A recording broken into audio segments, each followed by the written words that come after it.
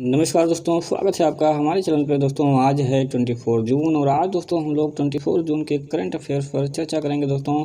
तो इस सेशन के लास्ट में दोस्तों एक क्वेश्चन आपसे पूछा जाएगा जिसका आंसर आप लोगों को कमेंट बॉक्स में देना रहेगा, तो उसका आंसर जरूर दीजिएगा दोस्तों। और इस करंट अफेयर्स का यदि आप PDF पाना चाहते हैं तो हमारे डिस्क्रिप्शन में दिए गए लिंक को फॉलो कीजिए दोस्तों, और PDF आप लोग डाउनलोड कर सकते हैं दोस्तों। तो स्टार्ट करते हैं। हाल ही में किस राज्य सरकार ने 90 दिन के अंदर राज्य के हर घर में टेस्टिंग करने की घोषणा की है दोस्तों? 90 दिन के अंदर यानी राज्य के जितने भी घर हैं सारे घरों में जो है वो टेस्टिंग होगी दोस्तों। तो ऐसी घोषणा कौन किया है? आंध्र प्रदेश सरकार ने किया है। आंध्र प्रदेश सरकार ने 90 दिनों के अंदर राज्य के जितने भी घर हैं सब में टेस्टिंग की घोषणा की है।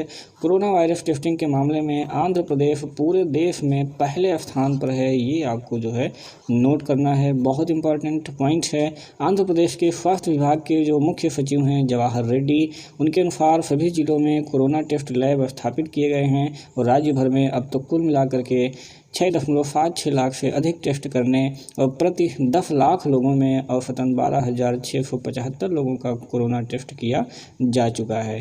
तो इतना आपको याद रखना है कि हर घर में टेस्टिंग 90 दिन के अंदर कौन सी सरकार? आंध्र प्रदेश सरकार ने ऐसा किया है दोस्तों। और अभी जो चेकिंग के मामले में सबसे बड़ी पॉइंट है कि नंबर 1 पर है, ये आपको ज़्यादा याद रखना है दोस्तों। तो आंध्र प्रदेश अगर देखें दोस्तों थोड़ा सा मैप में, तो ये जो बॉर्डर दिख रही है हल्का सा पर्पल वाली, ये आपका आंध्र प्रदेश है दोस्तों। आंध्र प्रदेश की के CM है दोस्तों, वो कौन है? YS जगनमोहन रेड्डी, आपको ये भी याद रखना है, YS जगनमोहन रेड्डी। और इसमें जो टोटल ज़िले हैं आप ये भी नोट कर सकते हैं। कुल ज़िले इसमें 13 हैं दोस्तों, और यहाँ की जो भाषा है वो क्या है? तेलुगु। तो खास करके आपको प्रॉब्लम होती है कि तमिलनाडु की भाषा, केरल की भाषा और आंध्र प्रदेश की भाषा, इन 3 जो राज्य हैं इनकी भाषा भी आपको क्लियर करनी होगी, क्योंकि एग्ज़ाम में इनकी भाषा भी वो पूछी जाती है। तो इतनी चीज़ें आपको नोट करनी है।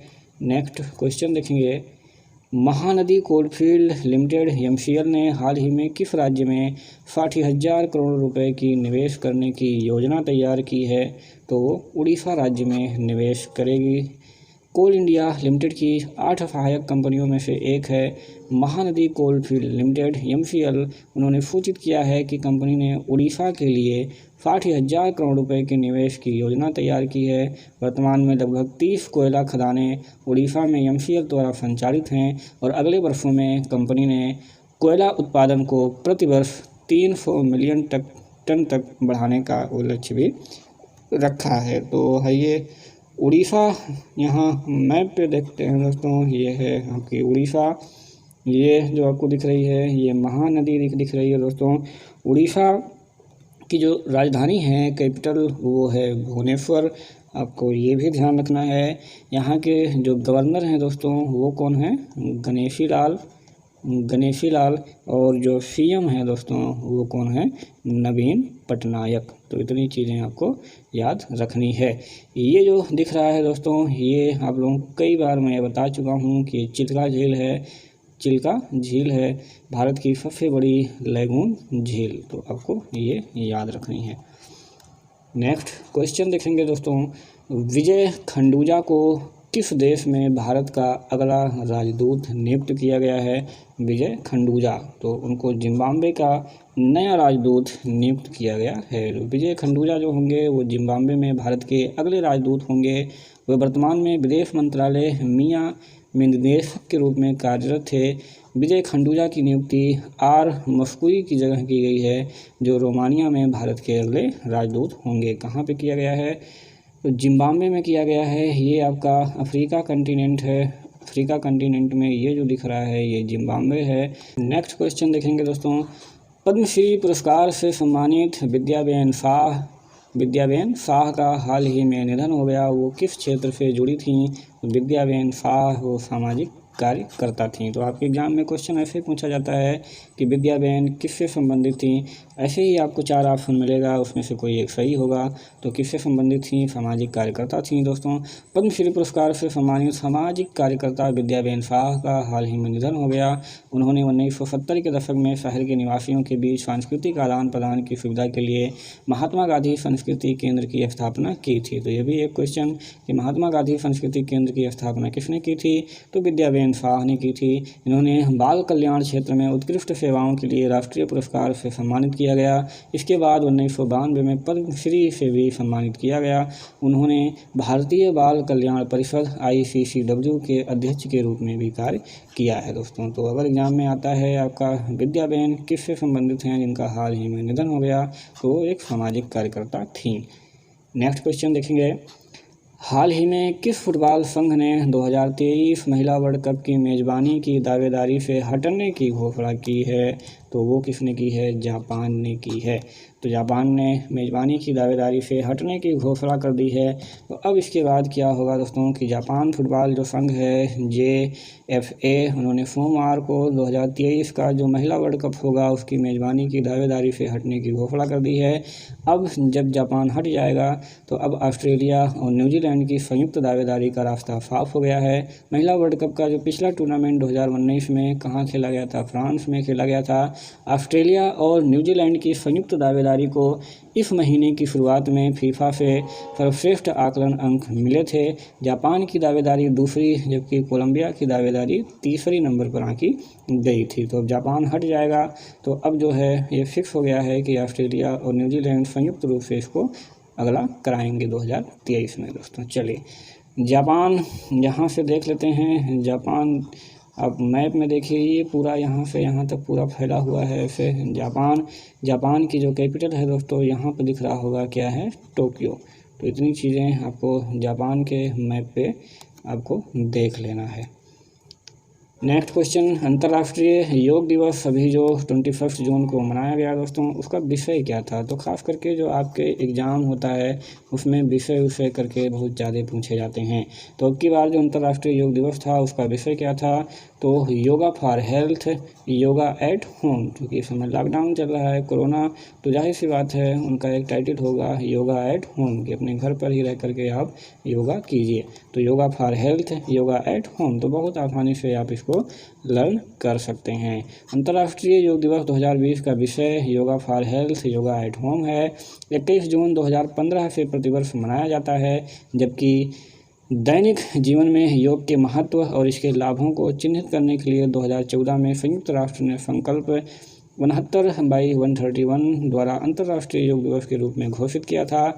योग एक ऐसा शारीरिक, मानसिक और आध्यात्मिक व्यायाम प्रक्रिया है दोस्तों जो भारत में शुरू हुई थी। योग शब्द का मूल संस्कृत भाषा में है जिसका अर्थ होता है शामिल या एकत्र होना। शामिल या एकत्र होना, इसका भावार्थ शरीर और चेतना को एक करने से है। चलिए नेक्स्ट क्वेश्चन देखते हैं। 7वां नंबर, भारतीय भारोत्तोलन महासंघ यानी कि IWF ने हाल ही में किस देश के उपकरणों के इस्तेमाल पर रोक लगा दी है? तो चीन देश के जो बने उपकरण हैं उन पर IWF ने रोक लगा दी है दोस्तों। तो जो चीन से आने वाले उपकरण हैं उनको खराब बताते हुए चीनी खेल उपकरणों के बहिष्कार की मांग की गई है। महासंघ ने चीनी कंपनी ZKC से पिछले साल 4 भारोत्तोलन सेट मंगाए थे। महासंघ ने कहा कि उपकरण खराब निकले और भारोत्तोलक उनका इस्तेमाल नहीं कर रहे हैं। तो मीडिया रिपोर्ट्स के अनुसार पूर्वी लद्दाख की गलवान घाटी में चीनी सेना के साथ हुए हिंसक संघर्ष में 20 भारतीय सैनिकों की मौत हो गई है। तो ये बढ़िया मौका भी था और इसी का जो है फ़ायदा उठाते हुए इन्होंने क्या कर दिया? मना भी कर दिया कि सामान ख़राब आते हैं, अब वहाँ से लेना भी नहीं है। किस कंपनी ने हाल ही में कोविड-19 के हल्के से मध्यम मामलों के लिए भारत का पहला ओरल वैक्सीन लॉन्च किया है? तो किसने लॉन्च किया है? ग्लेनमार्क फार्मास्यूटिकल ने किया है दोस्तों। तो वैश्विक महामारी कोरोना वायरस के इलाज के लिए दवा कंपनी है ग्लेनमार्क फार्मास्यूटिकल। इन्होंने एक नई दवा पेश की है। मामूली रूप से पीड़ित मरीजों के इलाज के लिए एंटीवायरल दवा फेविपिराविर को फेविफ्लू ब्रांड नाम से इसको पेश किया गया है, क्योंकि भारत में जो कोविड-19 के जो मामले हैं दोस्तों वो क्या हैं, हल्के से मध्यम दर्जे की श्रेणी में ही हैं, इसलिए भारतीय आबादी के लिए यह क्या होगा, बहुत ही मददगार साबित होगा। Next question 9th number, Antarctica के पहले जीवाश्म अंडे, ये बहुत ज़्यादा इम्पोर्टेंट है एग्जाम पॉइंट के लिए। तो अंटार्कटिका के पहले जीवाश्म अंडे का नाम क्या है, तो उसका नाम है द थिंग। तो या तो इस टाइप से क्वेश्चन पूछेगा कि अंटार्कटिका के पहले अंडे का नाम क्या है, या तो फिर पूछेगा अभी हाल ही में चर्चा में रहा द थिंग किससे संबंधित है, तो अंटार्कटिका के पहले जीवाश्म अंडे से संबंधित हैं। तो क्वेश्चन किसी प्रकार से घुमा के पूछा जा सकता है। अंटार्कटिका में 68 मिलियन वर्ष पुराने अंडे का जीवाश्म खोजा गया है। इस जीवाश्म को द थिंग नाम दिया गया है। इसे चिली के एक संग्रहालय में रखा गया है। यह 9x20 सेंटीमीटर लंबा जीवाश्म है और 2011 में अंटार्कटिका के सेमोर द्वीप पर पाया गया था। अंडा अंटार्कटिका का सबसे पहला जीवाश्म अंडा है। वैज्ञानिकों का निष्कर्ष है कि यह जीवाश्म मोसासौर का है, जो एक विलुप्त समुद्री सरीसृप है जो डायनासोरों के साथ रहता था। संभवतः जलीय छिपकलियों के एक विलुप्त समूह से विकसित ये रहा होगा। चलिए नेक्स्ट क्वेश्चन, जो पिछला प्रश्न था दोस्तों उसका आंसर बहुत लोगों ने दिया है और बिल्कुल सही सही दिया है दोस्तों। तो पार्टिसिपेट करने के लिए और आंसर देने के लिए एक बार आप लोगों को धन्यवाद। उसका आंसर हम बता देते हैं। कोरोना वायरस कोविड-19 के मद्देनज़र वर्ष 2021 में आयोजित होने वाले 93वें अकादमी पुरस्कारों अथवा ऑस्कर को कितने माह के लिए स्थगित कर दिया गया है, तो उसे 2 माह के लिए स्थगित कर दिया गया है दोस्तों। कितने? 2 माह के लिए। तो पुरस्कारों को 25 अप्रैल 2021 तक के लिए दोस्तों स्थगित कर दिया गया है। इससे पूर्व इन 93वें अकादमी पुरस्कार का आयोजन जो है 28 फरवरी 2021 को किया जाना था। उल्लेखनीय है कि यह चौथी बार है जब ऑस्कर स्थगित किया गया है। पहली बार 1938 में लॉस एंजिल्स में बाढ़ आ गई थी, तब कर दिया गया था। और इसके बाद पुनः 68 में जब मार्टिन लूथर किंग जूनियर की हत्या हुई थी उसके बाद, और फिर 1981 में 40वें अमेरिकी राष्ट्रपति रोनाल्ड रीगन की हत्या के प्रयास के बाद भी ऑस्कर को स्थगित कर दिया गया था। तो 3 बार कर दिया गया, ये चौथी बार है जब इसे स्थगित किया गया है। तो नेक्स्ट क्वेश्चन दोस्तों फॉर यू आपके लिए होगा, विश्व हाइड्रोग्राफी दिवस 2020 का विषय क्या है। तो विश्व हाइड्रोग्राफी दिवस 2020 का विषय क्या है दोस्तों, ये आप लोगों को कमेंट बॉक्स में आंसर बताना है। और ये क्वेश्चन दोस्तों आपके लिए है, तो कमेंट बॉक्स में इसका आंसर ज़रूर दीजिएगा दोस्तों। हमें आपके आंसर की प्रतीक्षा रहेगी दोस्तों। तो बने रहिए ऐसे ही हमारे साथ, हम रोज़ लेकर के आते हैं डेली के महत्वपूर्ण करंट अफेयर्स, जो आपके लिए आने वाले एग्ज़ाम में काफ़ी मददगार साबित होंगे। Thanks for watching, have a good day.